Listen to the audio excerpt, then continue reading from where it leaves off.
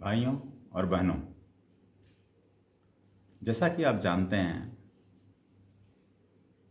भारत और चीन एक तरह से युद्ध के कगार पे पहुंच चुके थे। अभी डी-एस्केलेशन शुरू हो चुका है। दोनों सेनाएं अपनी अपनी पुरानी जगहों पे जा चुकी हैं। मैं इस समय आपसे एक वैसे युद्ध के बारे में बात करना चाहता हूं जो युद्ध के पूरे परिणाम को परिवर्तित कर सकता है, उसको बदल सकता है। इसके पहले कि मैं भारत की बात करना शुरू करूं, मैं आपको एक पुरानी घटना पर ले चलता हूं। बात 1982 अप्रैल की है। एक छोटा सा द्वीप है जिसका नाम फॉकलैंड है, और ये फॉकलैंड द्वीप ब्रिटेन के कंट्रोल में आता है। एक तरह से कह लीजिए ब्रिटेन की कॉलोनी है एक। लेकिन ब्रिटेन से इसकी दूरी करीब 13,000 किलोमीटर है। वहीं एक देश है अर्जेंटीना, जहां से इस द्वीप की दूरी करीब 600 किलोमीटर है। 1833 से लेकर के इस द्वीप पर ब्रिटेन का ही अधिकार रहा है, और वहाँ के लोग ही, वहाँ के ब्रिटेन से ही ये पूरी चीज़ें इस द्वीप की कंट्रोल होती थी। अर्जेंटीना के शासक 2 अप्रैल 1982 को डिसाइड करते हैं कि ये द्वीप हमारे पास होना चाहिए। उसके कई कारण हैं, उसके बैकग्राउंड में नहीं जाते हैं, लेकिन उन्होंने डिसाइड किया है कि द्वीप हमारे पास होना चाहिए, और उन्होंने उस पर कब्जे के लिए अपनी सेनाएं भेज दी। उसमें वारशिप्स, नेवल शिप्स और एयरक्राफ्ट कैरियर वगैरह सभी लेकर के अर्जेंटीना के सैनिक, अर्जेंटीना की सेना इस फॉकलैंड आइसलैंड पे पहुंच जाती है, फॉकलैंड द्वीप पे पहुंच जाती है। जब ब्रिटेन को मालूम चलता है कि इस तरह की स्थितियां उत्पन्न हो गई हैं, तो उनकी आपात बैठक होती है। रोज़ बैठकें होना शुरू होती हैं। वो डिसाइड करना शुरू करते हैं क्या करना चाहिए, क्या नहीं करना चाहिए। और उस समय ब्रिटेन की प्रधानमंत्री मार्गरेट थैचर हुआ करती थी। मार्गरेट थैचर ने फाइनली डिसाइड किया, उनके मंत्रिमंडल ने डिसाइड किया कि हमें तुरंत काउंटर करने की ज़रूरत है। अगर हम नहीं पहुंचेंगे तो ऑलमोस्ट हो सकता है द्वीप पूरा अर्जेंटीना के कब्जे में चला जाए। और इसी बात को लेकर के उन लोगों ने भी वारशिप, एयरक्राफ्ट कैरियर या सबमरीन्स जो भी होते हैं, उन्होंने आगे भेजे।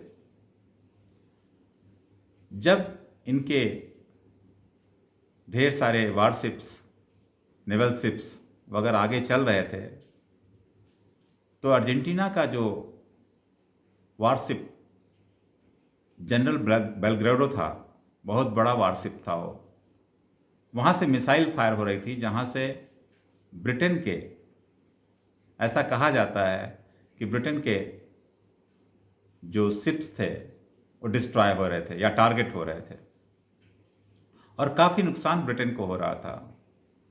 एक समय ऐसा लग रहा था कि अर्जेंटीना जीत जाएगा और ब्रिटेन हार जाएगा। दोस्तों, ऐसा सुनने में आता है कि जिस समय ऐसा लग रहा था कि ब्रिटेन हार जाएगा, वहाँ अचानक एक दिन सुबह उनके राष्ट्रीय प्रसारण से एक घोषणा की जाती है कि जो अर्जेंटीना का वारशिप जनरल बेलग्रेडो है, उसको मार गिराया गया है।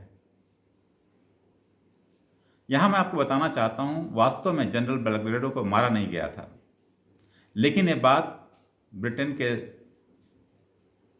प्रसारण तंत्र से बात फैलाई गई, और जैसे ये प्रसारित हुआ, अर्जेंटीना के न्यूज़पेपर में भी ये बात आ गई, अर्जेंटीना समाचार पत्रों में भी या न्यूज़ चैनल्स में ये बात आ गई, जो भी उस समय के प्रसार माध्यम रहे होंगे।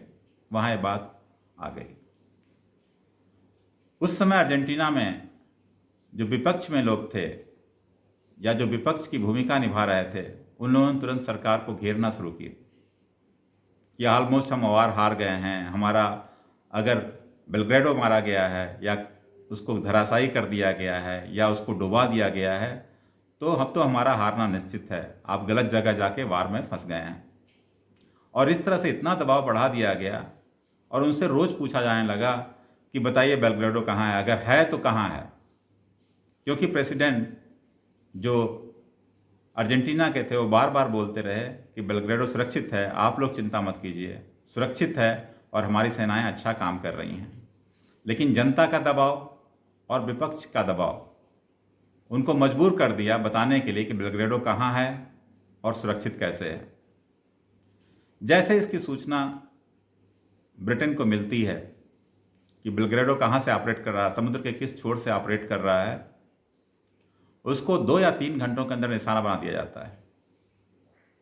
जनरल बेलग्रेडो डूब जाता है, क्षतिग्रस्त हो जाता है और ऐसा बताते हैं कि 300 से ज़्यादा सैनिक उसमें मारे जाते हैं। दोस्तों, मैंने बात किस लिए बताई? प्रोपेगेंडा का युद्ध में कितना महत्व होता है और वार को ये बिल्कुल इसके रिजल्ट्स को बिल्कुल उल्टा कर सकता है।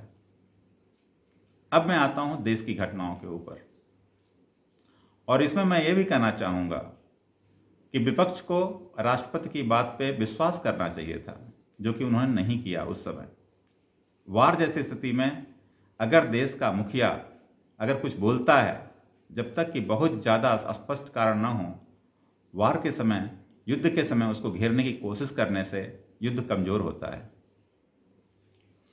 अब चलते हैं अपने देश की तरफ। आपने विकास दुबे की कहानी सुनी होगी, ये सभी राष्ट्रीय समाचार पत्रों में, न्यूज़ चैनल्स में चल रहा है। 3 जुलाई की घटना है।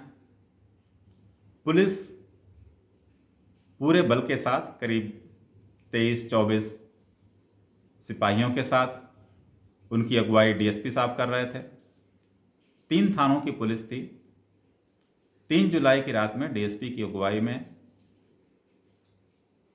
इनके घर पे, विकास दुबे के घर पे, उनको पकड़ने के लिए, दबिश देने के लिए पुलिस पहुंचती है। और जैसा कि आप सभी को मालूम है, डीएसपी साहब के साथ 7 और सिपाही मारे जाते हैं,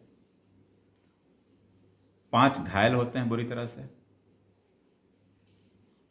इस घटना के पीछे जब हम जाते हैं तो जैसा कि बताया जा रहा, जो भी समाचार पत्रों में आ रहा है, उसमें पुलिस के ही कुछ लोग थाने से पहले ही सूचना विकास दुबे को दे चुके थे। आप ये भी जानते होंगे कि विकास दुबे को पकड़ा गया अभी 2 दिन पहले और उनका इनकाउंटर भी हो गया, वो मारे भी गए। हमारे 8 सिपाही शहीद हुए उस घटना में। लेकिन अगर आप बैकग्राउंड में जाएंगे तो आप पाएंगे उनके शहीद होने का मेन कारण क्या था? आपस की फूट। किसी सिपाही ने ही इसकी जानकारी विकास दुबे तक पहुंचा दी कि आज रात में आपके यहाँ छापा पड़ रहा है या आज रात आपके यहाँ सिपाही जा रहे हैं आपको पकड़ने के लिए। इसीलिए हमें हर तरीके से सशक्त रहना चाहिए। अगर हमारे घर में ही फूट रहेगी तो हम किसी को काउंटर नहीं कर सकते, मुश्किल होगा, नुकसान होगा। अब इस घटना से निकल के चलते हैं अपने देश की घटना के ऊपर। जैसा कि आप सभी जानते हैं, 15 जून की रात में, 15 जून को गतिरोध शुरू हुआ, जो स्पष्ट रूप से दिखाई पड़ने लगा गलवान घाटी में। लेकिन 15 जून के तुरंत बाद से ही विभिन्न लोगों के विभिन्न तरीके से विचार आने शुरू हो गए। मैं प्रोपेगेंडा वार की तरफ आपका इशारा करना चाहता हूं। लद्दाख के कांग्रेस के एक लीडर जिनका नाम जाकिर हुसैन है, वो टेलीफोन पर किसी से बात करते समय कहते हैं, जो कि रिकॉर्डेड है, टेप पे है, कि चीन की सेना 130 किलोमीटर अंदर घुस आई है। थोड़ी दिनों की बात है, लद्दाख पूरा चीन के पास चला जाएगा और कश्मीर पाकिस्तान में चला जाएगा।